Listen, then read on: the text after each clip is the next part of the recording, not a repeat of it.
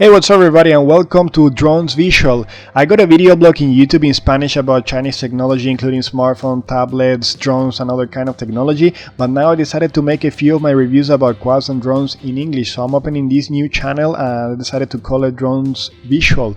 I really hope you find it useful and sincerely would appreciate any feedback on my videos because they help me improve. I have been wanting to make a review about the Cheerson CX22 for a while, and now I got hands on one, and I realized that it might take me a while to make the whole video review in one single video, so I decided to split it up in several videos. Today I'll show you a little bit how the bird looks and we'll cover some information about the battery.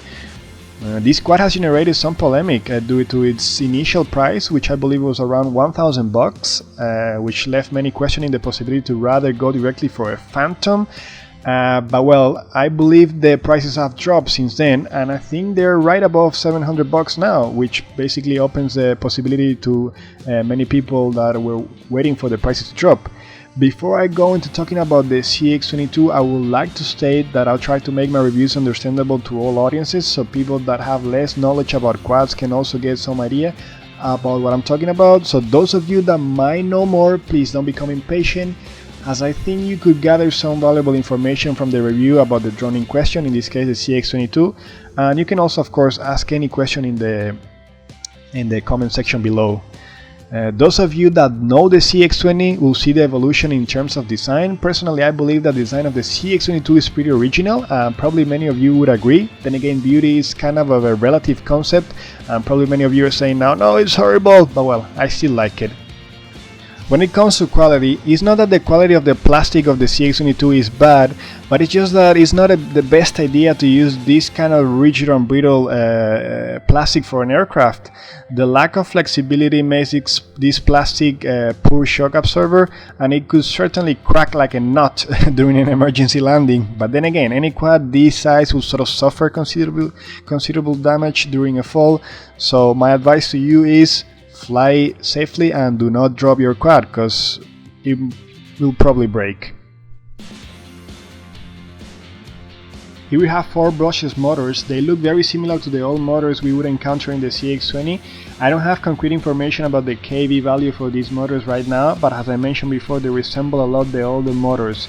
It's worth mentioning that Cheerson upgraded their props, and now they'll be offering a nice set of self-locking Phantom-like props.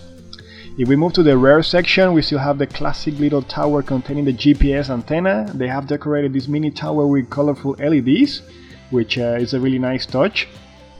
Then if we move to the front of the quad, we can see these nice large bluish LED lights that I mentioned before give CX22 some nice personality, especially during evening flights.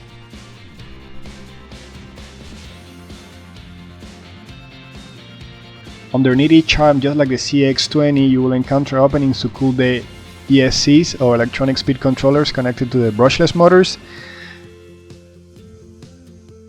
Then we can see the camera that comes included, which is capable of recording Full HD at 30 FPS. It comes mounted in a 2-axis gimbal. I'll talk more about the camera and the gimbal in my next video, and I'll show you some footage recorded at Full HD using this cam, but I can tell you right now that the gimbal works perfectly. I love it. In case you haven't noticed, the gimbal has a USB port over here, and this will allow you to connect the quad to your PC for a firmware upgrade or any other tweaking you might want to do. I haven't tried yet, but I'll certainly keep you posted when I do. Later we can see the landing gear, again made of a rather rigid and brittle plastic that will crack like a nut if you attempt an emergency landing. I had hoped Cheerson would use a different sort of plastic, maybe like the ones we see in 450 flame wheel kits, but they didn't. They continue using this sort of brittle plastic that we know from the CX20. If we move now to the rear side of the Cheerson CX20, we will see a dramatic change, especially when it comes to the battery section. This kind of battery has become rather common in these new elite quads, if I may call them like that, such as like the DJI Phantoms, Unique, Wakera QR 350 Premium and so on. I myself believe that this is a really comfortable option, but then again I have seen some people complaining about not being able to use their old batteries and the new kind of batteries being expensive and well, some other reasons. But I find it comfortable. Removing the battery is actually a piece of cake now.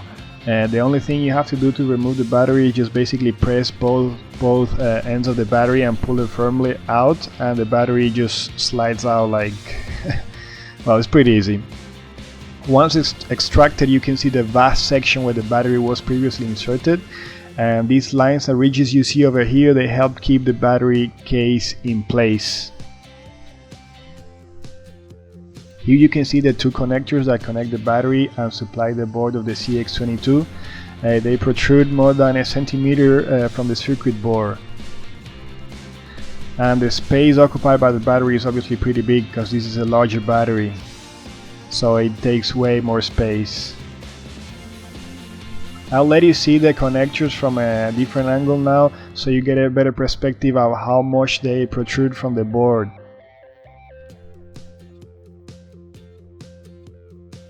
Here you can see better, and then here you can see also the polarity of the connectors and this sort of plastic unit that keeps them attached to the circuit board of the CX22.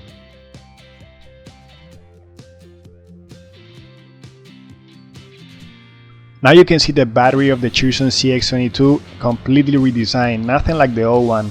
This plastic body makes its insertion in the quad fast and easy, and just by looking at it, it looks quality, but then again I have no idea whether the actual battery is good or not. The outer part of the battery is rather curvy and it looks nice. It's a nice touch, nice design, I would say.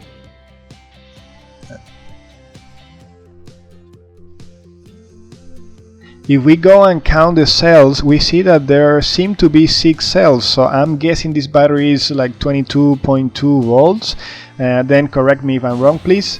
And as far as I know, the battery is 5400 milliamps, but there's actually no labeling in the battery, so there's no actual way to know unless you have that information from somewhere else. I'll spin it a little bit, like in 360, so you get a better view of the battery.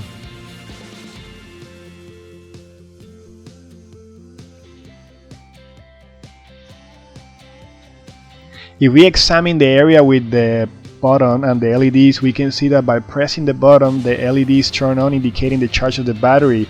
This is really nice, although not as detailed as the batteries from the Phantoms that have like a sort of a little display telling you specific info about the current status of the battery, but still a really nice touch, and I like it. Here you can take a look at the connectors of the battery. These ones are the ones that connect directly to the ones I showed you before on the board, and then you can see a circuit board underneath. Now you can sort of compare the old battery many of us use in our old Cheerson CX20 and the new battery in the Cheerson CX22, and then you can contrast the connectors here, so you can appreciate a little bit the difference between the old and the new connectors. Inserting the battery, just like removing it, is a piece of cake, and it can be achieved in no time. The same button you saw on the back of the battery is now used to power the quad, but you gotta keep it pressed for around 5 seconds. After that, you'll hear the magic sort of melody that we're familiar with, and the disco lights from the Cheerson will follow.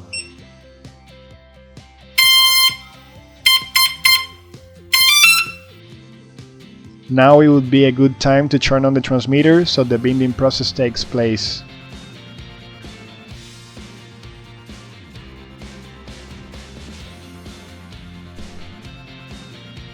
Here you can get a bit of a view of how it looks from the front section. When you turn on the quad, you get these front LEDs flashing, and the LEDs from the arms and the little tower that on top of the quad. Looks like a Christmas tree. Well, this concludes the first part of my review, but don't go away yet, because I still want to show you some flying footage of the Cheerson CX22, and just remember to stay tuned for the next video in which I will cover the camera and the gimbal of this quad. Last but not least, please subscribe if you enjoyed the video, because I'll be having more videos coming soon, not only of the CX22 but also other quads.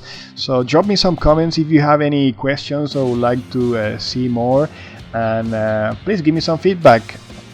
So well, then I hope to see you in my next review.